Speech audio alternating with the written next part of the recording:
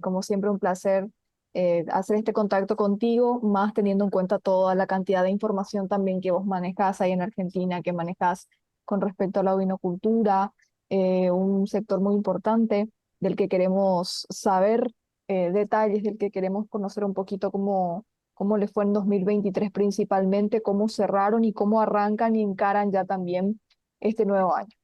Un placer, Katy, compartir esta charla. La verdad que es un honor poder estar junto a vos en esta pantalla tan importante. Y la verdad es que fue un año muy interesante en muchos aspectos, en otros quizás tenemos que decir que no fueron los mejores. Si hablamos del punto de vista climático, una sequía que, bueno, que acechó a gran parte de la región y eso repercute en los índices de preñez, los índices de señalada y sin duda alguna eso marca un poco la agenda para el año próximo y también con las decisiones que se tuvieron que tomar durante este año a partir de ello, porque una cosa es un año con buenas pasturas, otra es un año con pasturas muy gentiles, con mucha variedad y poder hacer un trabajo nutricional desde la pastura. Y otra es ya tener que racionar, suplementar y trabajar obligado ante esa situación, ante esa complicación. Y este fue un año en ese aspecto para nada generoso. A contracara, tenemos que decir que se incorporó mucha genética, también se exportó mucha genética, siempre hablando de materia ovina, y esa incorporación de genética permite un crecimiento mayor que lo vemos este año y los próximos.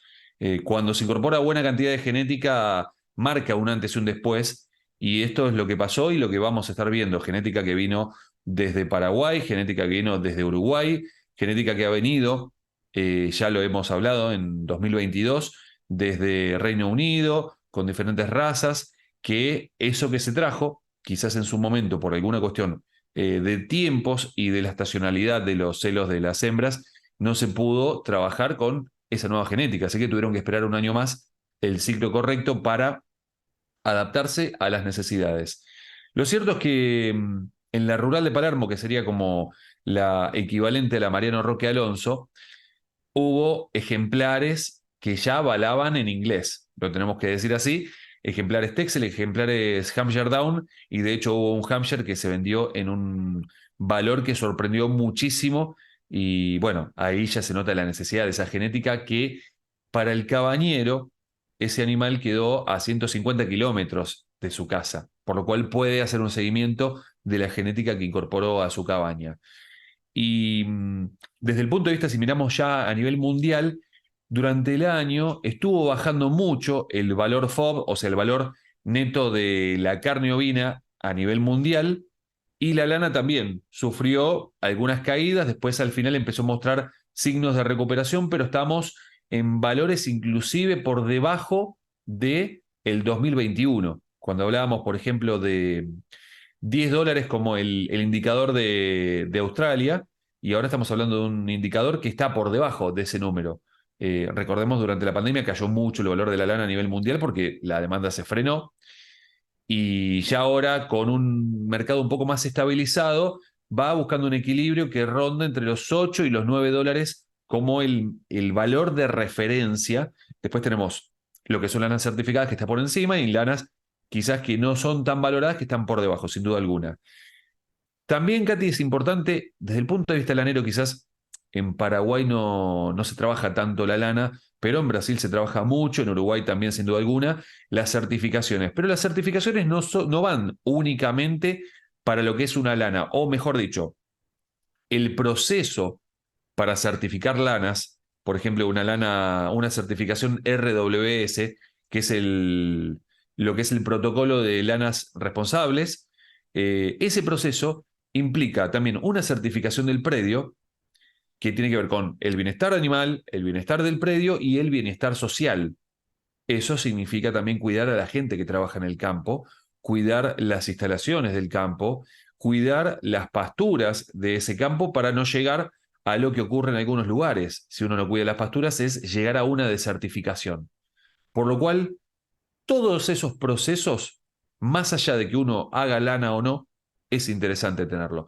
Y después si hablamos de lo que hubo de intercambio entre Paraguay, Argentina y Uruguay, como para hablar de estos tres países que están intercambiando mucho, Hace poco se exportó de Paraguay hacia Uruguay 120 ejemplares, si no me equivoco, eran 120 de las razas Dorper y Santa Inés. Es una linda incursión del Santa Inés en Uruguay y el Dorper que de a poquito va creciendo en Uruguay. Así que no puedo hablar solamente de lo que pasa en Argentina sin mirar lo que pasa en la región, como algunos hitos. Tengo un montón más. Vos decime y yo te voy contando.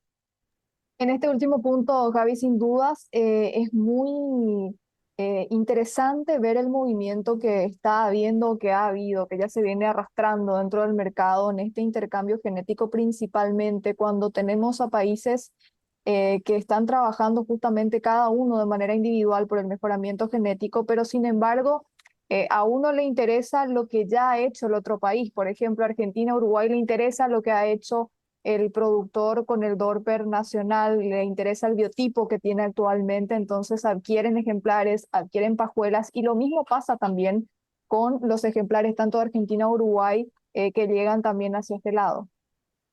Y es muy interesante desde el punto de vista, en el caso del Dorper, porque se han traído y ya en estos días también se están trabajando nuevamente en más incorporación de Dorper paraguayo, que se va nutriendo y lo que va a pasar en los próximos meses, y te diría, me arriesgo a decir años, es que no es que va a ser genética va a llegar en un solo sentido de un país a otro, sino que hay criadores de Argentina que están trayendo y han traído genética de Sudáfrica y de Australia, y eso puede ser tentador, ¿por qué? Porque si no, uno, si está cerrado a su única sangre o a las líneas de sangre que tiene adentro, en un momento se empieza a limitar y esas líneas de sangre empiezan a explotar, implosionar, básicamente, y se necesita, obviamente, de seguir alimentando con nuevas líneas de sangre, por lo cual es interesante que llegue genética a la región. Para mí, cada día más estoy convencido que hay que hablar de una región, no de un país, más allá de que haya estándares sanitarios distintos, idiosincrasias distintas,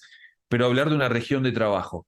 Y eso creo que lo vamos a ver en los próximos meses, donde veremos más intercambio de genética, pero sobre todo, como pasó en Uruguay, en la Expo Melilla, en abril, que se organizó un congreso Texel. Y es un congreso Texel del Mercosur. Ahí es donde nos encontramos personalmente con gente con la que veníamos hablando mucho a través de las redes, de Uruguay, de Paraguay, de Brasil. Yo como argentino, estar en Uruguay, encontrándome con paraguayos y esto hablo de un lugar muy personal, con los que hablamos mil veces a través de las redes. Y vernos en persona y darnos un abrazo fraternal de al fin nos vemos en persona y poder intercambiar charlas y empezar a intercambiar datos es muy interesante. Creo que hay que trabajar en esa línea, por un lado, primero desde las razas, empezar a trabajar más de manera mancomunada y después ya, en el caso de Paraguay, tienen una asociación que nuclea a las razas. En Uruguay trabajan de alguna manera similar. En Argentina hoy no hay una asociación que nuclee, pero empezar a trabajar en equipo, porque no es solamente el intercambio de genética, es el intercambio de información genética, intercambio de información sobre tecnologías. Si no se trabaja sobre nuevas tecnologías, nos vamos a quedar 20 o 30 años atrás de los países que marcan el camino, como son Australia y Nueva Zelanda. Actualmente, ya que mencionaste justamente lo que es la Asociación Paraguaya de Criadores de Ovinos, lo que llamó mucho la atención al cierre justamente del año 2023 es lo que ellos mismos destacaban dentro de ese último encuentro de fin de año donde participaron todos los presidentes y esa unidad por sobre todo que ellos mencionaban que se necesitaba dentro de la ovinocultura, dentro de la producción en general. Y también lo acabas de destacar vos, esa unidad trabajando todos en pos de la ovinocultura y no cada uno por separado. Obviamente cada uno tiene sus objetivos o también sus propias metas como asociación independientemente, pero se nota el trabajo y se nota el desarrollo por sobre todo que han llegado a obtener gracias a ese trabajo en conjunto, porque también gracias a ese trabajo en conjunto y ese intercambio que vos mencionás, no solamente acá entre pares, sino también saliendo afuera y a esas exposiciones donde van a participar, también está el conocimiento y está la valorización por sobre todo el trabajo que se hace, porque también se destaca la gran inversión que hacen todos los productores que están justamente día a día y constantemente en este cambio que viene minuto a minuto a nivel mundial. Sin duda alguna. Mira, te voy a contar unas palabras que me dijo alguien a quien entrevistaste que es un referente acá en Argentina en ganadería en general. Para mí es, cada vez que he hablado con él, ir a escuchar, porque todo lo que decía era muy interesante. Víctor Tonelli. Víctor Tonelli, en una charla que tuvimos, y no quiero mentir, pero fue en diciembre, me dice, a partir de una devolución que yo le di de una otra charla anterior, estábamos reflexionando sobre cómo está creciendo a nivel general de ganadería Paraguay. En los últimos 20 años es impresionante lo que creció. Eh, no sé si está entrando Ahí está, alejé por las dudas, estaba entrando una interferencia. Es impresionante lo que creció Paraguay en los últimos años. Y él me hizo una reflexión, y esto lo voy a tomar. Me dijo, Paraguay es muy buen alumno. Son muy buenos tomando nota, aprendiendo e implementando. Si bien uno puede decir, bueno, es muy buen alumno, suena como muy chico, o sea, muy mínimo el comentario, pero la verdad es que todo lo contrario. Me pareció que fue una reflexión brillante. Y eso se nota en cada aspecto. Ganadería en general, en vacunos, en ovinos. Uno mira lo que está logrando, que están llegando a países donde hay estándares muy altos sanitarios para poder exportar carne. Y yo creo que hoy día, y esto tengo que mirarlo con admiración, y no tiene límites. No tienen límites. O sea, el único límite que tiene Paraguay hoy en día es el interno. Pero van abriendo puertas, van abriendo fronteras, protocolos.